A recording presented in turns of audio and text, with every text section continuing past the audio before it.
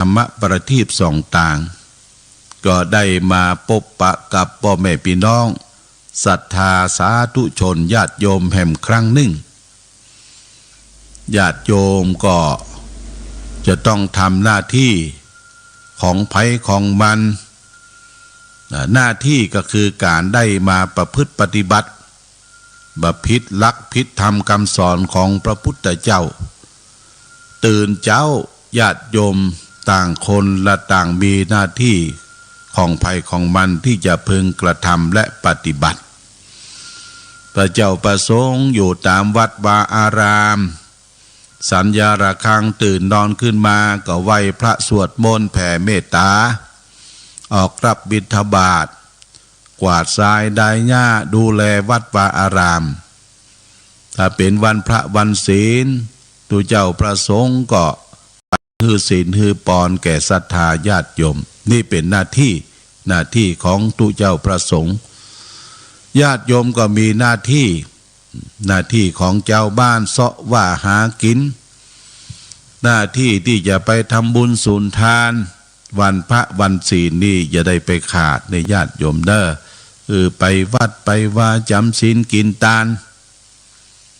เนี่ยประเด็นนี้ช่วงนี้อาตมาภาพก็เปิดโอกาสให้ศรัทธาญาติโยมได้ร่วมกันไปประพฤติปฏิบัติธรรมวันเสาร์ทุกวันเสาร์ในญาติโยมตั้งแต่9 โมงถึง11 โมงเก่งณที่สำนักปฏิบัติธรรมแหล่งที่21ของจังหวัดเชียงใหม่ที่สำนักวิปัสสนาหน้าบ่อสาวาก็ขอเชิญชวนญาติโยมพอออกศรัทธาสาธุชนบอกว่าใกล้บอกว่าไกลให้ได้ไปร่วมกันไปหูจักมักคุณไหว้พระสวดมนต์รับศีลเจริญสมาธิภาวนาเดินจงกรมแผ่เมตตาพร้อมกันนั้นเขาก็ยังมีอาหารการกินต้อนรับญาติโยมบางท่านก็นำอาหารการกินสำหรับกับเข้าไปเปาะไปหอมกันแต่ทางวัดก็ได้จัดเตรียมไว้เป็นบางส่วนน้ำชากาแฟถือว่าเอาไปร่วมกันในญาติโยมได้ถึงอาหารใจและก็อาหารกายตัวเนี่ยเพอข้าวตอนญาติโยมเนอะไม่ใช่เมินเพอข้าวตอน9 โมงถึง11 โมงเก่งประทานอาหารว่างแล้วก็ปีกบ้านไผ่บ้านมันที่อยากจะฮื้อไปเนี่ยญาติโยมก็เพราะว่าอยากจะฮื้อได้รู้จักหลักแนวในการประพฤติปฏิบัติถึงแม้ว่าเฮาบ่ได้อยู่ประจำได้ปฏิบัติเป็นประจำเฮาจักหลักแนวในการดำเนิน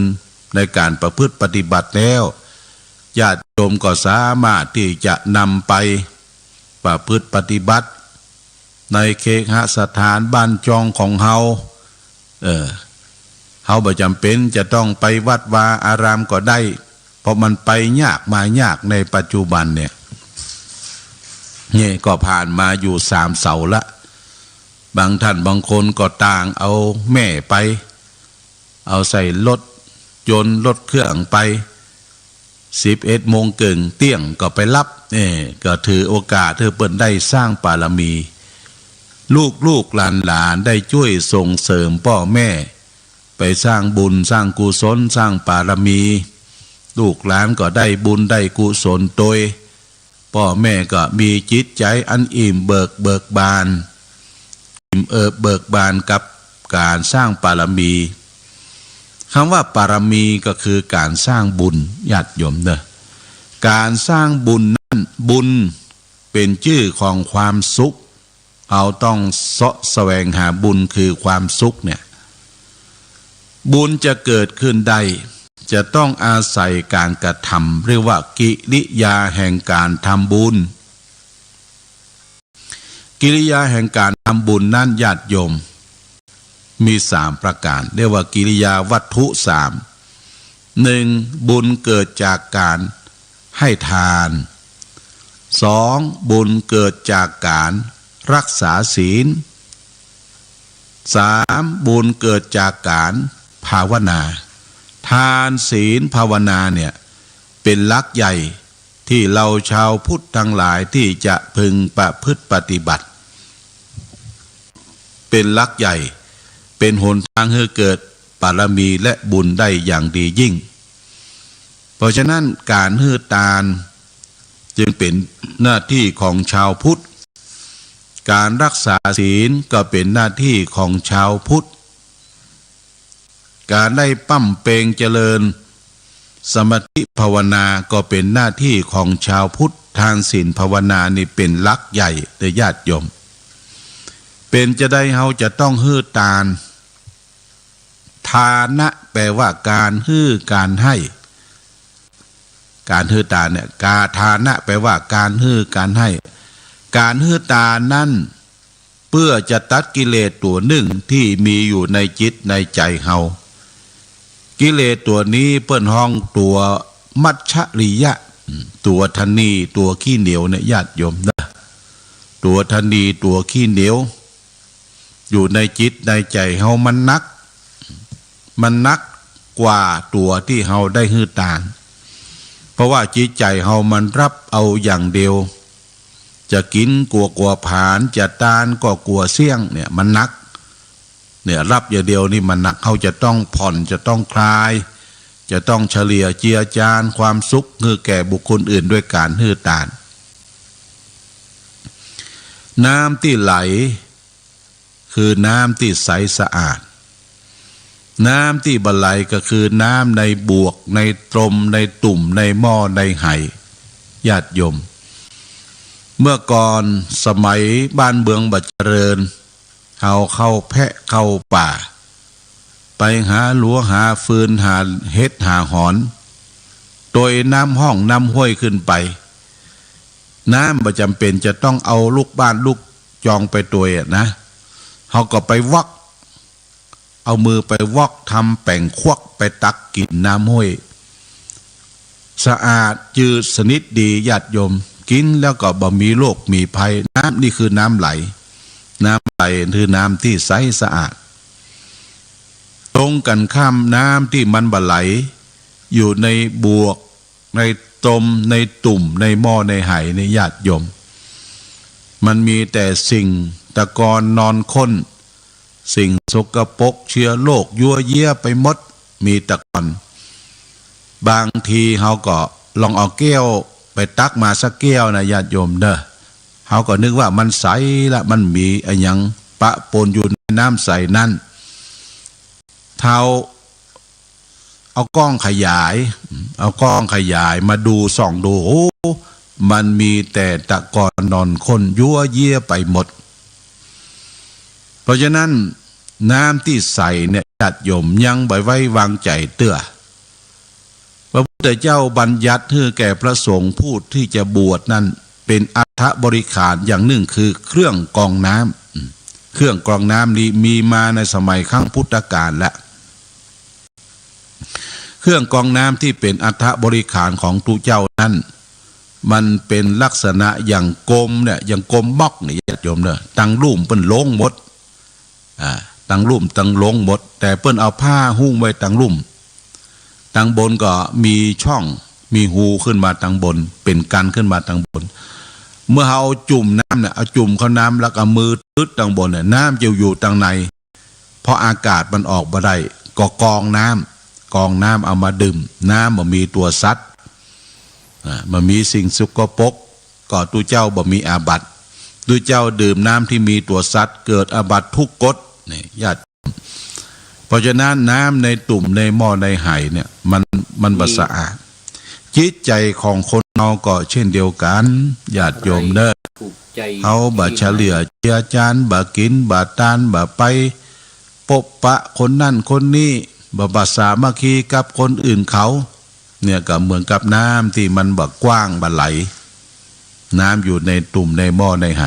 เพราะฉะนั้นการฮือตานเพื่อตัดกิเลสตัวเนี่ยตัวมัจฉริยะตัวทนีตัวขี้เหนียวการฮือตานนั้นตานแบ่งออกเป็น3ประการ1อามิสตานคือตานโดยอามิสคือสิ่งของเป็นเงินเป็นทองเป็นดอกไม้ธูปเทียนกิรณะปัจจัยข้าวน้ำอาหาร นะทุกสิ่งทุกอย่างนี่คือเป็นอามิตรที่หันกับตาสัมผัสได้กับมือญาติโยมหน้าเฮากระตานตามประเพณีตามหน้าอย่างเมื่อศีลเดือนเพ็งเดือนสี่ตีแล้วญาติโยมก็ตานเข้าจีเข้าล้ามเข้าใหม่ตานฮือป่อฮือแม่ฮือปี่ฮือน้องตานฮือแก่สรรพสัตว์ทั้งหลายสิ่งที่หันสัมผัสได้นั่นคืออามิตรคือสิ่งของที่ได้ฮือตานนี่เป็นตานฐานเบื้องต้นตานประการที่สองก็ยกขึ้นมาแห่งระดับหนึ่งก็คือฮือธรรมะเป็นตานการฮือธรรมะเป็นตานน่ะเป็นตานที่ประเสริฐกว่าอามิสตานทั้งหลายธรรมะคือสิ่งที่ถูกต้องยกตัวอย่างเช่นญาติโยมฮือธรรมะเป็นตานในช่วงพรรษาเอามีการเทศธรรมเมืองเทศธรรมสอนติวัดติวาท่านทั้งหลายก็ได้ไปเป็นเจ้าภาพเจ้าศรัทธาธรรมะผูกนั่นกันนั้นหรือพ่อแม่ตายญาติโหโยติกาตายก็ไปเป็นเจ้าภาพการเทศการธรรมนี่คือธรรมะคือแสงสว่างเป็นตานที่ประเสริฐธรรมะประเพณีของทางเหนือเขาน่ะจะมีการเทศอยู่สองอย่างคือเทศแบบใบลานพื้นเมืองแล้วก็เทศแบบธรรมะบรรยายเทศแบบคัมภีร์พื้นเมืองก็ทำอย่างที่เฮาฮู้จักกันมาไล่โพธมหามูลนิพานมหาวิบากนิพพานสูตรเนี่ยเป็นธรรมอุทิศพ่องเป็นธรรมสอนพ่องอันนี้ก็เป็นธรรมะที่เป็นใบลานแต่ใบลานประเดี๋ยวนี้เพิ่งกับมามีละเพิ่งกับพิมพ์ใส่กระดาษเป็นยาวนะยาวกระดาษยาวเป็นพับไปพับมาเป็นผูกเป็นกันญาติโยมก็ไปปูจาเอาแล้วก็ได้ฮือธรรมะเป็นตา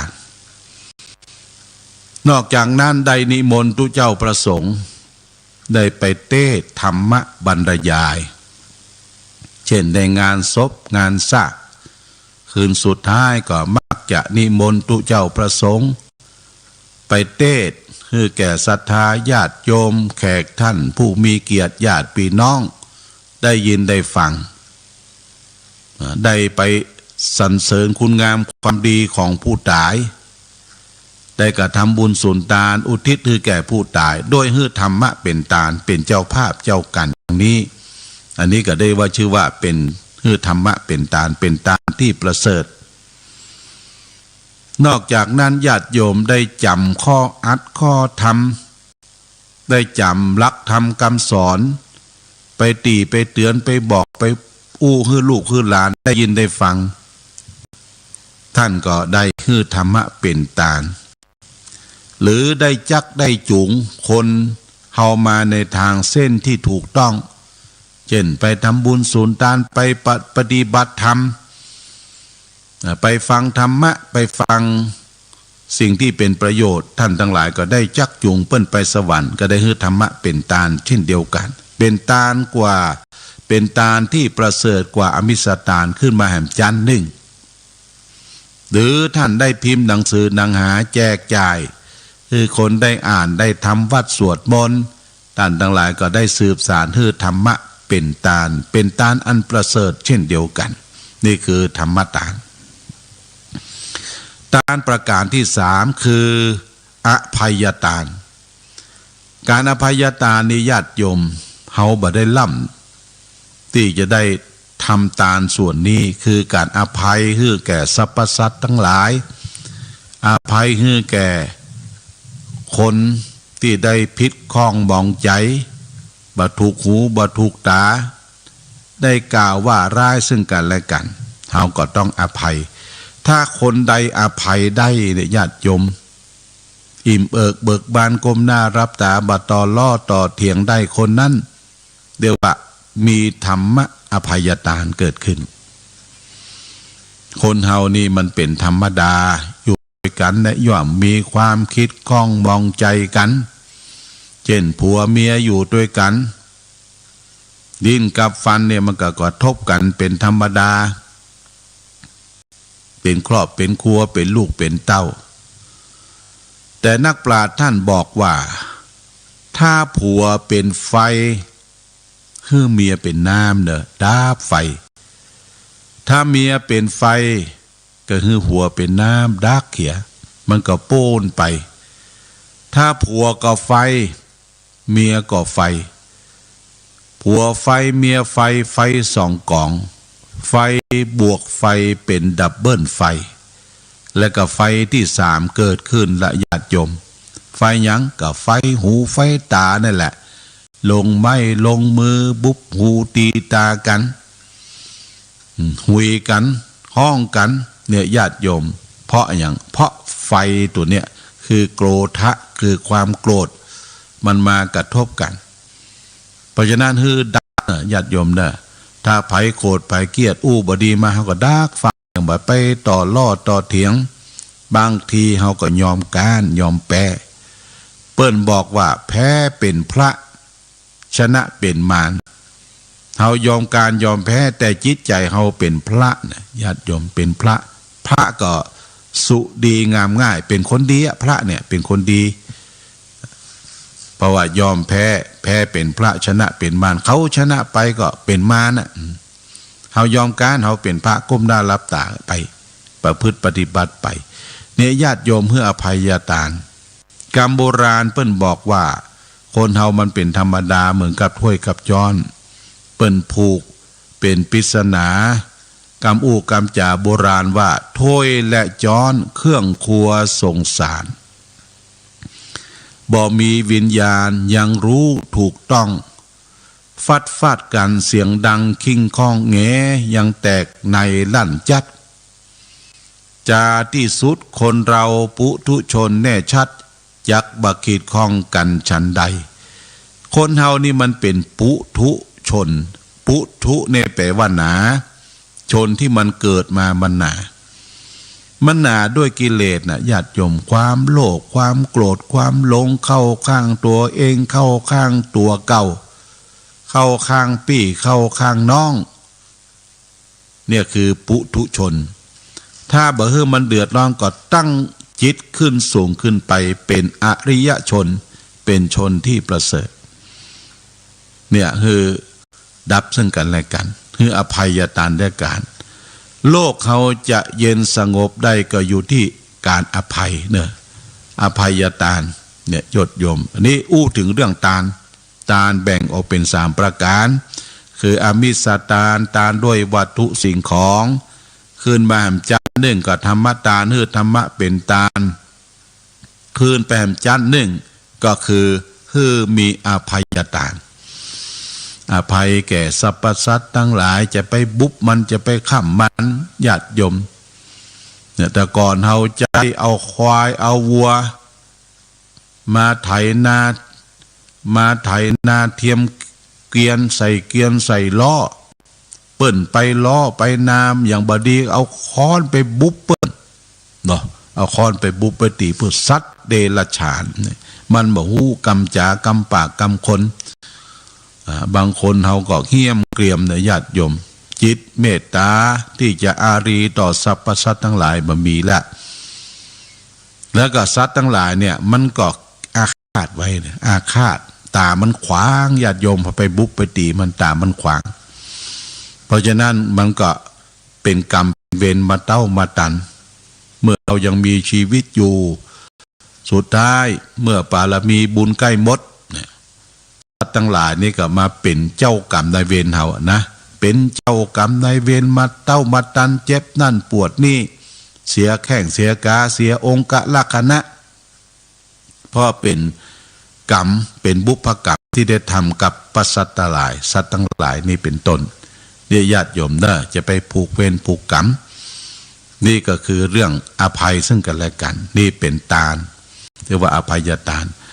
จากทานฐานเบื้องต้นในการประพฤติปฏิบัติเฮาขึ้นไปแห่มจันหนึ่งเด้อเป็นกิริยาของการทำบุญก็คือการรักษาตัวเองรักษาตัวเก่าก็คือการรักษาศีลนั่นเองญาติโยม คารวะเจ้าบ้านเฮาบ่ต้องเอาอย่างนักเพียงแต่ศีลห้านี่ก็พอละเปิ้นก็ประกาศทั่วบ้านทั่วเมืองทุกคนทุกท่านจะอยู่สงบเย็นได้ก็ต้องอาศัยศีลธรรมศีลห้าเนี่ยคือรักษาเป็นอาจีนและประจำศีลห้าก็คือหลักธรรมที่จะต้องนำมาประพฤติปฏิบัติมี5ประการ1คือเว้นจากการฆ่าสัตว์2เว้นจากการลักทรัพย์คิดโลภคิดคิดขโมยของคนอื่นยิบฉวยของคนอื่นเก๋า3ห้ามประพฤติผิดใน